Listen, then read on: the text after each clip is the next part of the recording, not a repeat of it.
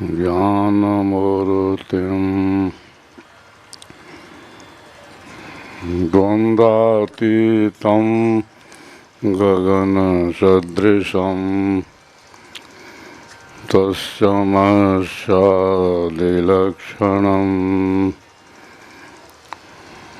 एकं नित्यं विमलमचलं सर्वधी साक्षिभूतं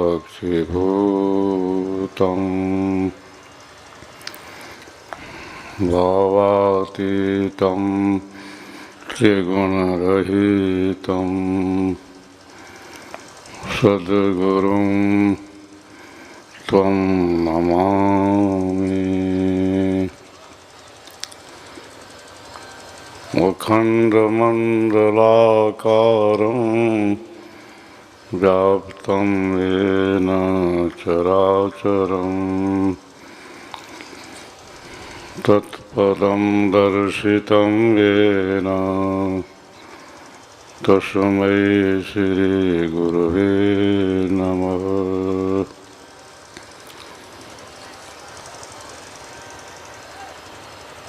मायामोहविडम्बना कुटिलकुचालकुरु निष्दिन मन संसार में यादन प्रभु कारू।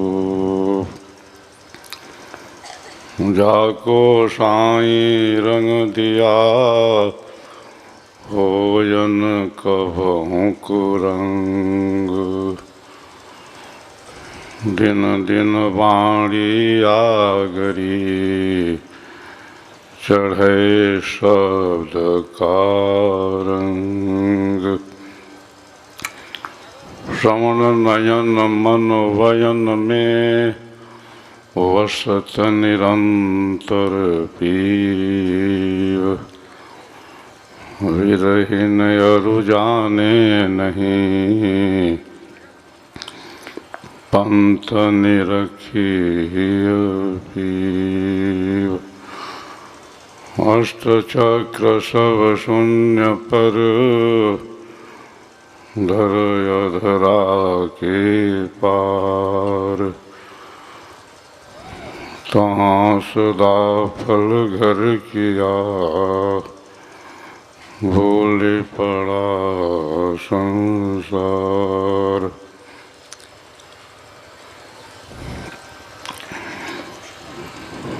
ज्येष्ठ आत्मा जो संत विज्ञान देव महाराज चंदौली, गाजीपुर, बनारस तथा अन्य क्षेत्रों से आए हुए सदगुरु के भक्त शिष्य प्रेमी साधकों, अन्य आगत सज्जनों, पर साल हम गए रही अहमदाबाद में। एगो पुरान चेला भेटा गलन तो का कहत रहन कि ये स्वामी जी स्वर वेद तो ठीक बा और आगे कथा कहें लगा दिले बनी। तो हम कहने कि हम नहीं खी लगौले। प्रथम आचार्य श्री बहुत पहले कहले रहली कि स्वर वेद के कथा होके के चाहिए। बुझाता कि रोरा मालूम ही बात नहीं खे और नहीं खे मालूम तो हम बतावत नहीं। आचार्य श्री कहली कि स्वर वेद के कथा जन जन में होके के चाहिए। अपना समय में वहाँ के स्वर वेद के कथा करावत रहली। जब वहाँ की शरीर छूट गई बाद में जब हमारा ऊपर ई कार्यभार मिलल तो आश्रम के निर्माण भइल, कई जगह पुस्तक छपावल गई, प्रचार दौड़ा भइल। एमे हम भुला गईली स्वर वेद कथा के। समय काल से संत विज्ञान देव के अंदर प्रेरणा भइल। हम इनसे ना कहले कि कथा शुरू करे के बा, ये हमसे पूछलन कि कथा होखे स्वर बे के तो का हर्ज बटे। हमसे विचार लिहलन, तब हमारा याद पड़ गई कि आचार्य से कथा करावत रही हैं। कथा फिर शुरू भइल। अब कथा के इतना प्रभाव पड़ल बा कि अब वो वाणी के विषय नहीं खे, सब आपन देखत बानी कि जब से स्वर वेद की कथा शुरू भइल बा प्रचार प्रसार में कितना गति आयल बा। दिन दूना रात चौगुना प्रचार बढ़ल बा। एगो शक्ति बा जौन दिखाई नहीं खे देत, लेकिन ओकर आशीर्वाद मिलता, ओकर प्रेरणा बा, ओकर वरदान बा, आशीर्वाद बा, तार धार जुड़ल बा। स्वामी जी कहली अंतिम समय में कि हम जात कहाँ बानी, हम तो शरीर छोड़तानी, आ शरीर छोड़ला के बाद भी हम रहब, हम जाइब ना। हमार संकल्प बाटे विश्व प्रचार के। जब पूरा दुनिया में प्रचार हमारा हो जाई तब हम विचार करब कि हम जाई कि ना जाई। तो जीवन भी काम संत समाज में हो रहल बा, प्रचार प्रसार के दिशा में उमें शक्ति काम करतिया के कर स्वामी जी महाराज के। तो कथा के जौन स्वरूप बा वो कई तरह के बा। कथा बहुत तरह के हो रहल बा। स्वर वेद के कथा जौन बा वो कथा के नइखे जोड़े के उ कुल कथा से।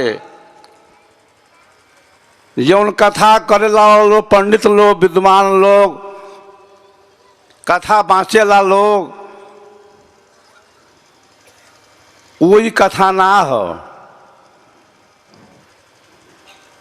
ई कथा जौन बा एक जौन संबंध बा तोरा शरीर से नहीं खे, तोरा मन से नहीं खे, तोरा बुद्धि से नहीं खे, तोरा वाणी से नहीं खे।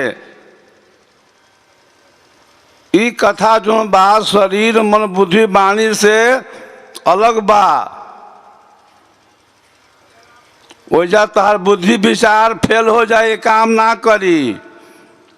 ई कथा के जो संबंध बा तो आत्मा से बा।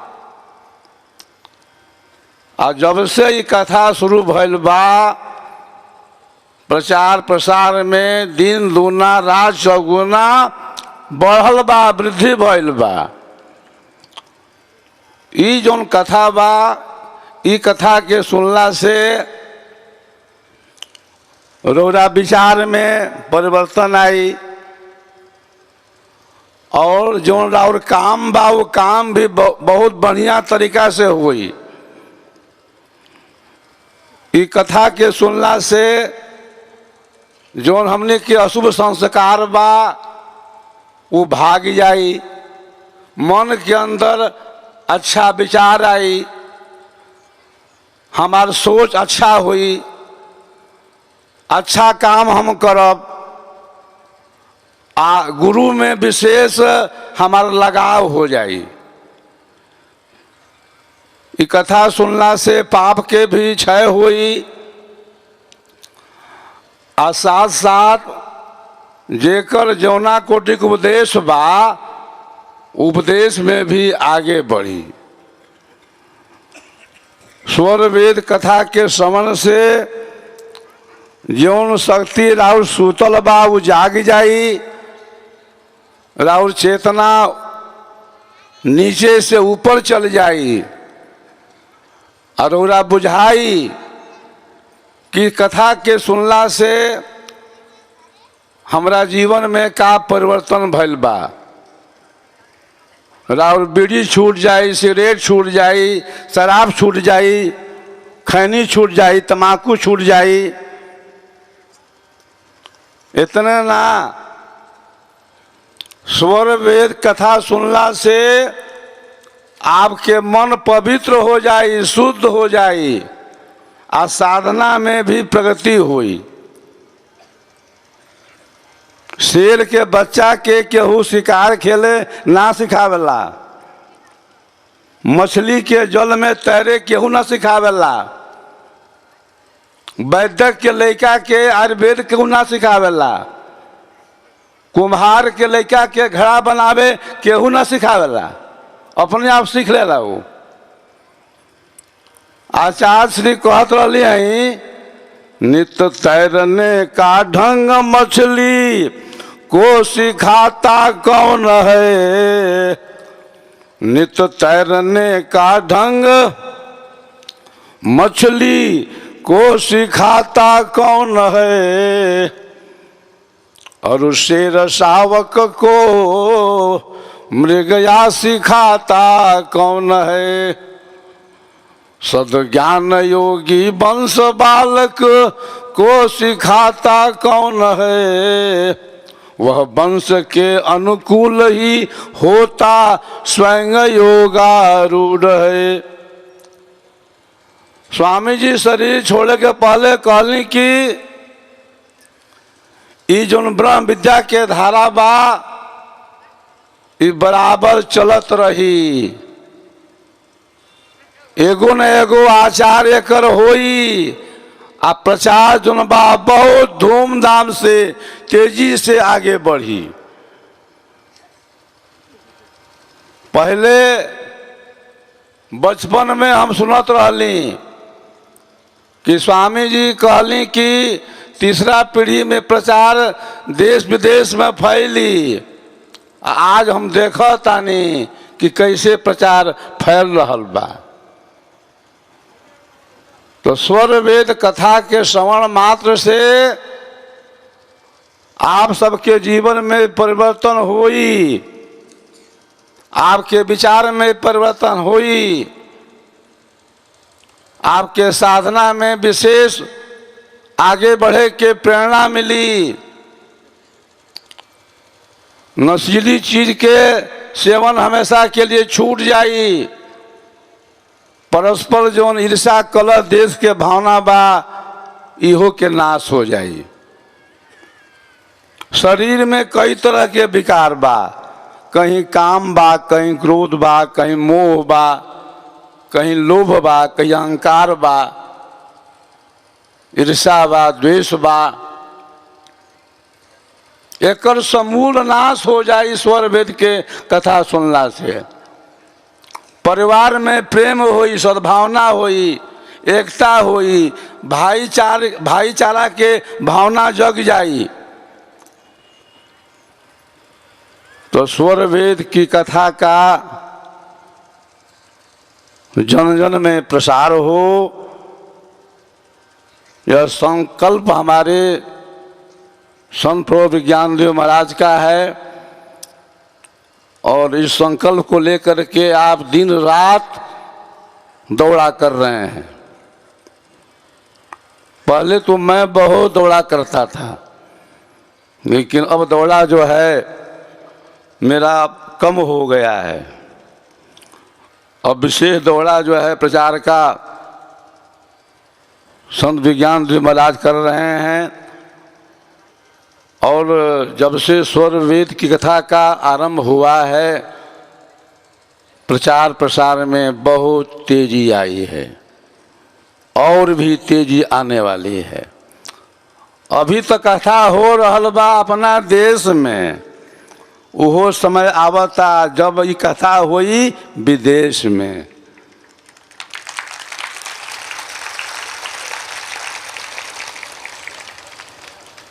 टीवी पर आप लोग देखब कि कथा हो रहा बा मॉरिशस में, जर्मनी में, इटली में, फ्रांस में, ऑस्ट्रेलिया में, अफ्रीका में, अमेरिका में, कनाडा में वो समय अब बहुत नज़दीक आवता। पुस्तक तो बहुत लोग लिखले बालो, लेकिन ये जो पुस्तक बा जेकर नाम स्वरवेद है, ये पुस्तक में स्वामी जी के अनुभव बा। ज्ञान दो तरह के होला, एगो ज्ञान होला प्रकृति के अंदर, मन वाणी बुद्धि के अंदर, एगो ज्ञान होला प्रकृति पार के। स्वामी जी हमनी के पढ़ लिखल ना रही हैं, वहाँ के पढ़ाई बहुत कम रहल। स्वामी जी के समय में एगो चेला कहलस कि ये स्वामी जी रउरा कहाँ ले पढ़ल बानी? तो स्वामी जी कहली कि हम 3.5 ले पढ़ल बानी।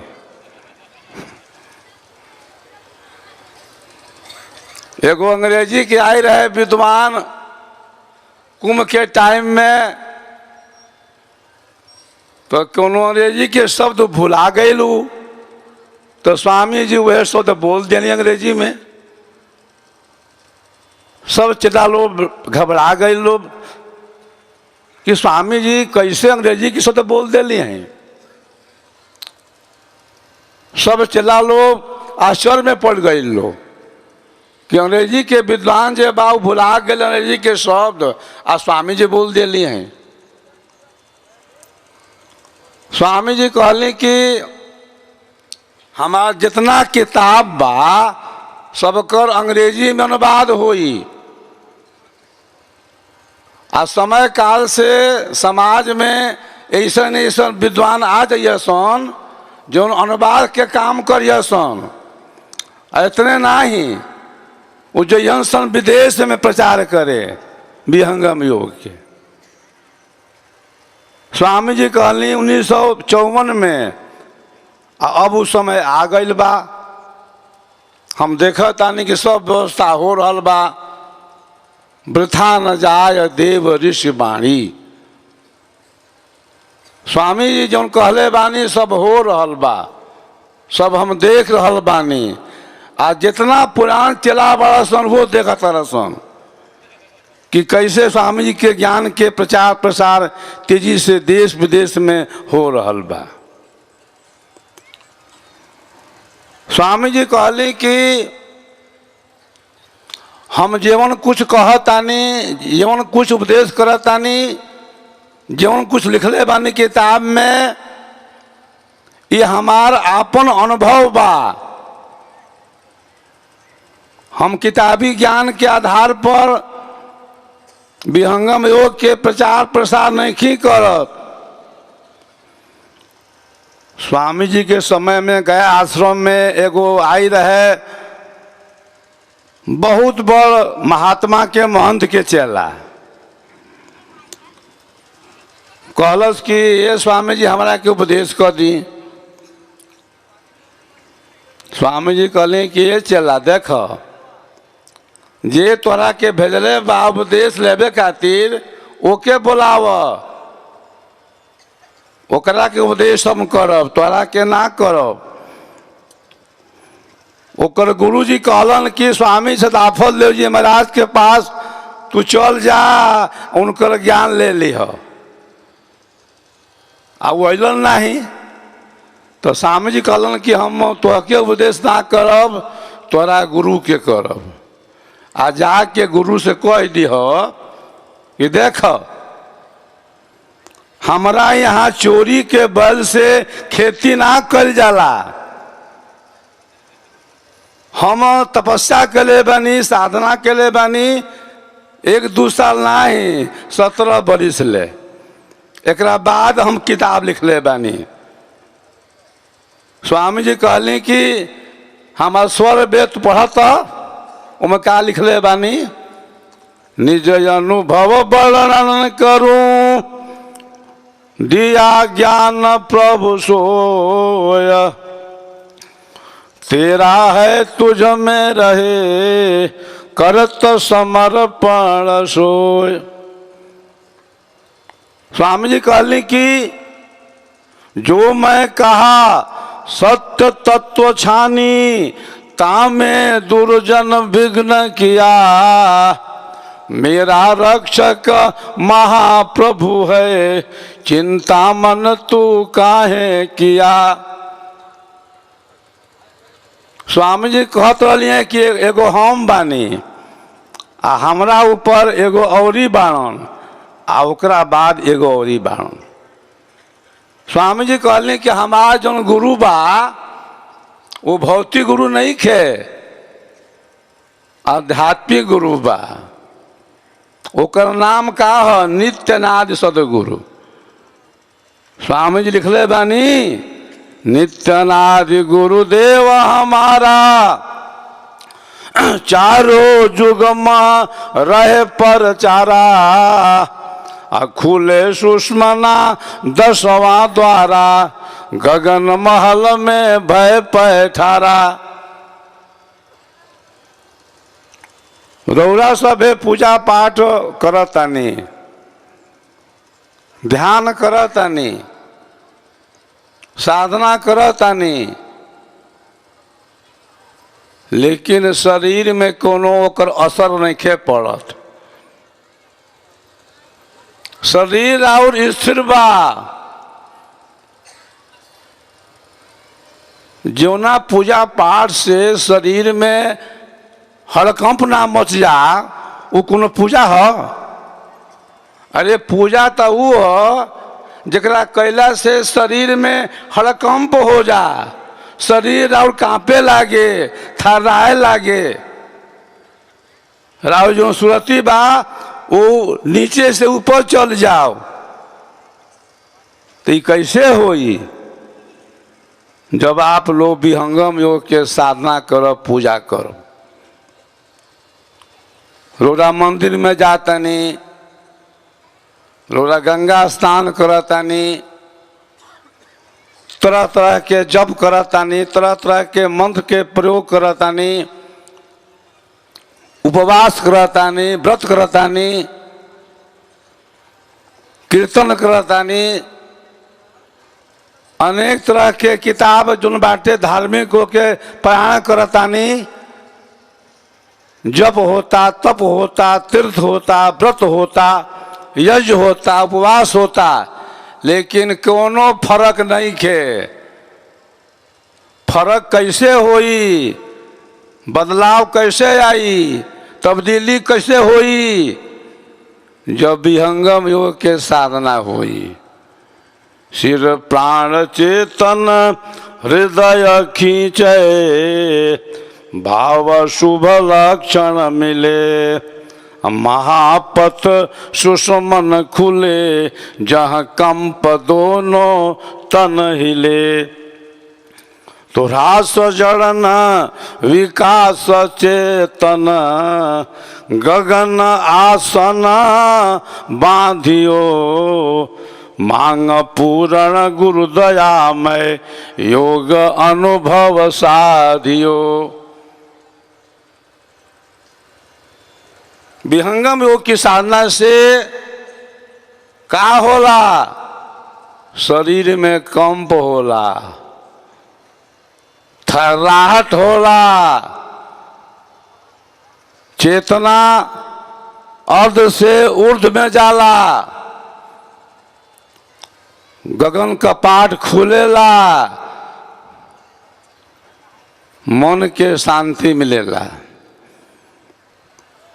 परसाल हम गए रही मॉरिशस में, तो वहाँ के शिक्षा मंत्री उपदेश लिहलन, आ उपदेश जब होत रहे लगलन कहाँ पे, कहलन कि ये स्वामी जी हमार तो पूर्वज रहे वाला रहन गोरखपुर जिला के, आ 200 बरिस से हम एजा बानी, हमार पूर्वज 200 वर्ष पहले जा आई रहलन। आ भारत देश से बहुत से संत महात्मा एजा आवेला लो, लेकिन जब से राउर दीक्षा भइल बा हमार कपड़ा हिलत बटे, देह कांपता। तो हम कहले कि अभी न कपड़े नहीं हिलता, अभी बहुत कुछ होखे वाला बा। तो कहे के मतलब ये बा कि विहंगम योग के साधना से आपके अंदर परिवर्तन होगा, आपकी चेतना ऊर्ध्व होगी, शरीर में कंपन होगा, थर्राहट होगी, ऊर्ध्व खिंचाव होगा। सब पूजा हो रहल बा, आ शक्ति जोन बा तो सूझ गई बटे। तो जबले शक्ति सूतल रही रौरा कुछ ना बुझाई, कुछ ना होई। शक्ति के जगावे के बा। स्वर वेद के वाणी का कहतिया, स्वामी जी क्या कह रहे हैं? शक्ति महामंदिर लगे, होवे ऊर्ध्व खिंचाव, झुलत ही डोला प्रेम का, अमृत गंगा नहाय। कुंडलनी स्थिर रहे, दंड ऊपरी भाग, फन सो सुषमन रंध को, बंद किए रह लाग। सबका अंदर एगो शक्ति बा, ओके स्वामी जी कहले बानी कुंडलनी शक्ति। वो सर्प के सांप के आकार के बिया, अपना फन से वो द्वार के बंद कैले बिया, जेकरा ऊपर चेतन द्वार बा, चेतन प्रकाश बा। तो जब आप साधन करब, पूजा करब, तब वो जो सांप सर्पनी बा अपना फन के वहाँ से हटा देई, आ जब हटा देई तब राउर द्वार खुल जाई। जब द्वार खुल जाई तो अंदर प्रकाश आवे लगी। प्रकाश जो बा वो आत्मा के अंदर बा, आ प्रकाश ओकरा परे बा एगो, ओकर नाम है अक्षर के प्रकाश। तो अक्षर के प्रकाश जब आत्मा के अंदर आवे लगी, आ जब आत्मा अक्षर के प्रकाश से भर जाई, तब बुझाई कि विहंगम योग का हो। चाल विहंगम योग हमारी, कहे मुनिंद्र, चाल विहंगम योग हमारी, कहे मुनिंद्र, सदगुरु दे तारी। तो खुल गए गगन कपाट, शब्द झनकारा है, कर लो ना दीदार, महल में प्यारा है। इस संसार में तीन तरह के मनुष्य खेला लो। पहला वो बा लोग जो कोनो काम के अच्छा शुरू ना करेला लो। दूसर वह लोग जो काम के शुरू कर ली लो, लेकिन उनमें विघ्न आ जाए, बाधा आ जाए तो छोड़ दी लो। तीसर वो महापुरुष होला लोग कि जो अच्छा काम के शुरू कर दी लोग, ओके पूरा क के दम ले लो। तो विहंगम योग के जो साधना बा, एके पूरा करे के आप लोगों के प्रण लेवे के बा कि के पूरा क के हम छोड़ब। आ पूरा कब होई? खाली पूजा कैला से, साधना कैला से ही ना होई। पूरा तब होई जब सदगुरु के जो ज्ञान बा, वो ज्ञान के हमनी का बांटी जा, पास पड़ोस में, सगा संबंधी में, मित्र में, गांव में एकर प्रचार करें जा। आप लोग उपदेश ले बानी, आ साधना करतानी, स्वर वेद पढ़तानी, लेकिन एकर प्रचार प्रसार नहीं करत। ये ठीक बात ना कहाई। स्वामी जी कहले कि जे चेला हमार ज्ञान के प्रचार प्रसार करी बढ़ाई, वही पर मेरे हमार विशेष कृपा रही, और वह शिष्य हमार साधना में आगे बढ़ी। तोरा सब गांठ बांध ले कि पूजा साधना के साथ साथ हम ज्ञान के फैलाई, प्रचार प्रसार में समय देई, आश्रम से जौन आदेश आई ओके पूरा पूरा हम पालन करब। शिष्य के बा, शिष्य नाम के कर हो, शिष्य नाम ओकर हो जे स्वामी के आदेश में चले। स्वामी कहस कि ए चेला चलो पूर्व में, आ चेला कहे कि नहीं हम चलो पश्चिम में, तो चेला किसन? स्वामी जी के तो चेला शिष्य वो बा जो स्वामी जी के कहला में चलता। स्वामी जी का कहली स्वर वेद में, धन काया मन वचन से संत परम गुरु सेव, आरत दीन अधीन हो अनुगामी गुरुदेव। स्वरवेद की वाणी क्या कहती है? सदगुरु आज्ञा नियम में कर सिद्धांत प्रचार, बरतो सहज स्वभाव में सेवा चरण आधार। शिष्य वह बा, चेला वह बा जौन आश्रम के आदेश के मानता, जे आश्रम के नियम आदेश अनुशासन में प्रचार करता। कुछ चेला ऐसा भी बाड़सन जौन गुरु के नियम आदेश में नहीं खन, अपना मन से हवन करावत तरन, अपना मन से उपदेश करत तरन, अपना मन से प्रचार करत तारन। तो ये बात ठीक ना कहाई। स्वामी जी के शिष्य वह बा जे स्वामी जी के आदेश में बा, स्वामी जी के नियम अनुशासन में बा। आ जे नियम के उल्लंघन करी तो स्वामी जी का कहले बानी कि वो शिष्य ना कहाई, वो मनमुखी कहाई। तो आप कहा चाहता नहीं, मनमुखी बनल कि गुरुमुखी? गुरुद्रोही और मनमुखी नारी पुरुष विचार, लख 84 भ्रमिया जब तक चंद्र दिवाकर। जो साधक जो शिष्य गुरु के आदेश में नहीं है, गुरु के नियम में नहीं है, गुरु के सिद्धांत में नहीं है, गुरु के अनुशासन में नहीं है, वह शिष्य कहाँ जाएगा?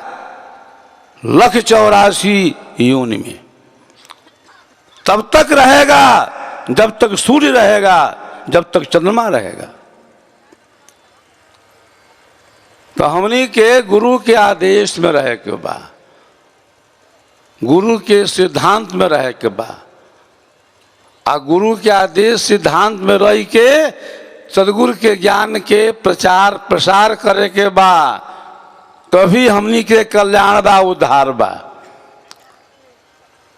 मनमाना तरीके से हम कहीं भी चले जाएं। अभी खबर आयल बटे कि बहुत चेला लोग हवन करावा जाते, लोग उपदेश करता लोग। तो ये सब बात सिद्धांत के अनुकूल नहीं खे, सब प्रतिकूल बा। हमनी के गुरुमुखी होके के बा, आ गुरु के नियम आदेश में रह के गुरु के ज्ञान के प्रचार प्रसार करे के बा। अनन्य शरण आस्तिक क्या है? सदगुरु भक्त प्रवीण, युक्त विराग विवेक है जिज्ञासु लवलीन। अनन्य भाव गुरु शरण में और आस्तिक के विचार, आज्ञा में जीवन चले खुल सुख सिंधु दुआर।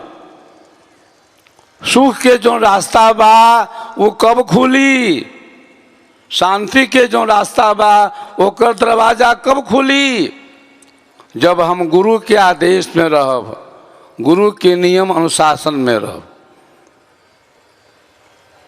तो हमने के चीज के ध्यान रखे के बा कि गुरु के जो आदेश होके, आश्रम के जो आदेश होके ओके अक्षरशः पालन कैल जा। आ समाज में अगर केहू मनमुखी हो रहल बा, अपना मन से हवन करा रहल बा, उपदेश करा रहल बा, गोड़ लगवा रहल बा, तो ओकर खबर आश्रम के देवे के चाही।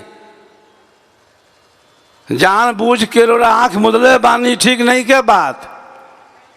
अगर कहीं केहू उपदेश कर रहल बा, केहू हवन करा रहल बा, केहू गोड़ छुड़वा रहल बा, तो ओकर सूचना आश्रम के मिले के चाही, ताकि आश्रम ऊपर विचार करे और ओकर समाधान करे। गुरु गुरु में भी भेद है, ज्ञान ज्ञान में भी भेद। आज संसार के अंदर गुरुओं की तो भरमार है।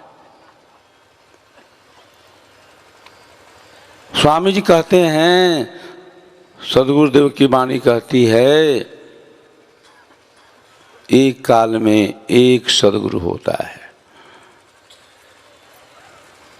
और उसी सदगुरु के द्वारा जग जीवों का कल्याण होता है, उद्धार होता है। जब तक हमें सदगुरु की प्राप्ति नहीं होती है, हम संसार के भवचक्र में पड़े रहते हैं, अज्ञान निशा में सोए रहते हैं। ज्ञान का प्रकाश का जो पुंज है वो सदगुरु है। सदगुरु जब मिलता है, हमारी जो अज्ञान निशा है दूर होती है, आत्मा के अंदर प्रकाश का अनुभव होता है। ज्ञान अंजन गुरु दिया, अज्ञान अधेर विनाश। गुरु कृपाते संत भेंटिए, नानक मन पंथ प्रकाश। जैसे चंदा उगवे सूरज चढ़े हजार, लाखों चांदन हूँ दिया, गुरु बिन घोर अन्हार। गुरु वह है जो हमें संसार के बंधन से छुड़ाता है, जो हमें अमर लोक पहुंचाता है, जो हमें हंस बनाता है, जो हमारा आवागमन मिटाता है। ये सारे गुण किसके पास हैं? सदगुरु के पास है। सदगुरु जो है अनेक सदगुणों का भंडार है, अनेक ज्ञानों का पुंज है। हमारा आपका सौभाग्य है कि हमें ऐसे सदगुरु की प्राप्ति हुई है, जिस सदगुरु ने सारे संसार के सामने उद्घोष किया कि मैं विहंगम योग की चेतन साधना के द्वारा परमात्मा को समाधि में प्राप्त किया हूँ। जिस सदगुरु ने कहा कि मैं तुम्हें भी प्राप्त करा दूंगा, तुम्हें ईश्वर से मिला दूंगा। स्वामी जी कहीं कि जौन परमात्मा बाणन वो चेतन विज्ञान के विषय हवन। जड़ इंद्रिय से परमात्मा के प्राप्ति ना हुई, परमात्मा के और आँख नाक जीवा ना प्राप्त करी, हाथ पैर ना प्राप्त करी, मन बुद्धि ना प्राप्त करी, ओके रौरा के प्राप्त करे के बा। कभी आप सोचले बानी कि आपके हमी रौरा शरीर में रहतानी तो शरीर का हो? शरीर और मकान ह और घर ह। रौरा मकान घर में रहेली, लेकिन मकान घर अपना न हमी। शरीर में हमने का बानी जा, लेकिन हमने का शरीर ना हम जा। हमने का के हम जा, शरीर ही हम जा, शरीर में रहे वाला हम जा। जैसे पक्षी पिंजरा में रहेला, लेकिन पक्षी पिंजरा ना कहला, पिंजरा में रहेला, पिंजरा ओकर घर ह। तो शरीर का ह, हमनी के घर ह, हमनी के मकान ह। परमात्मा जेके भगवान कहल जाला, उ शरीर मन बुद्धि वाणी इंद्री के विषय ना हवे, उ विषय आत्मा